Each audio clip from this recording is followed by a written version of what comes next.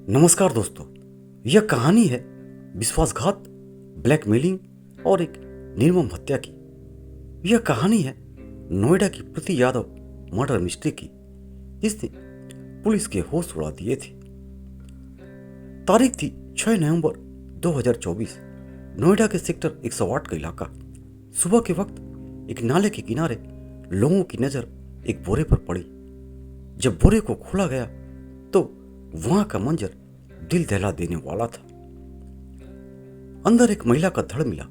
उसका सिर और दोनों हाथ गायब थे। शव की हालत बता रही थी कि हत्यारे ने पहचान मिटाने की पूरी कोशिश की थी।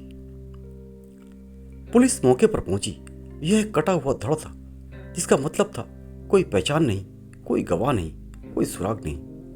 यह पुलिस रिकॉर्ड में दर्ज हुआ एक ब्लाइंड मर्डर केस था।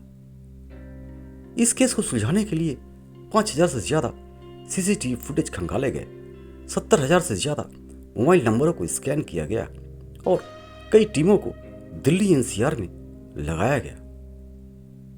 कई दिनों तक गहन जांच के बाद पुलिस को सफलता मिली। लापता लोगों के रिकॉर्ड और कपड़ों के आधार पर मृतक की पहचान हुई। प्रीति यादव उम्र करीब 30 वर्ष थी, जो मूल रूप से इटावा उत्तर प्रदेश की रहने वाली थी। अब जांच का केंद्र प्रीति की जिंदगी बन गई। पता चला कि प्रीति एक शादीशुदा महिला थी, लेकिन उसका संबंध नोएडा में बस चलाने वाले एक शादीशुदा ड्राइवर मोनू सोलंकी से था। मोनू सोलंकी, जिसे पुलिस ने हिरासत में लिया, पहले तो इनकार करता रहा, लेकिन मोबाइल लोकेशन और कॉल डिटेल्स ने कहानी बयां कर दी।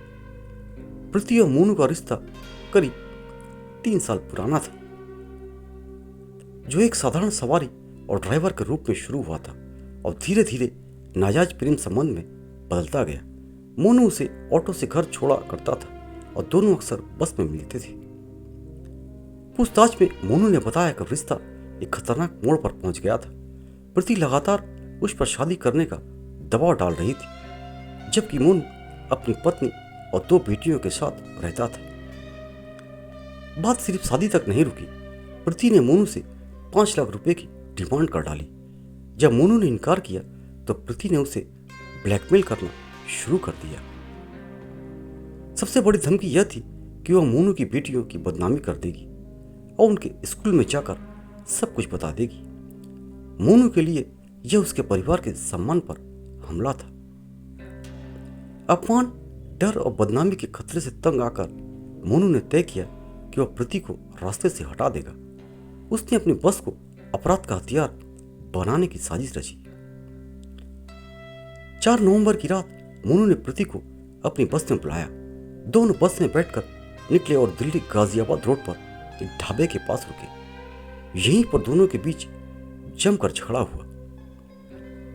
क्रोध और बदले की भावना से मोनू बस में रखे हुए एक बड़ा धारदार हथियार को उठा लिया। उसने प्रीति को पकड़कर बस के फ्लोर पर गिरा दिया और एक ही बार में उसकी गर्दन काट डाली। यह एक निर्मम बर्बर हत्या थी।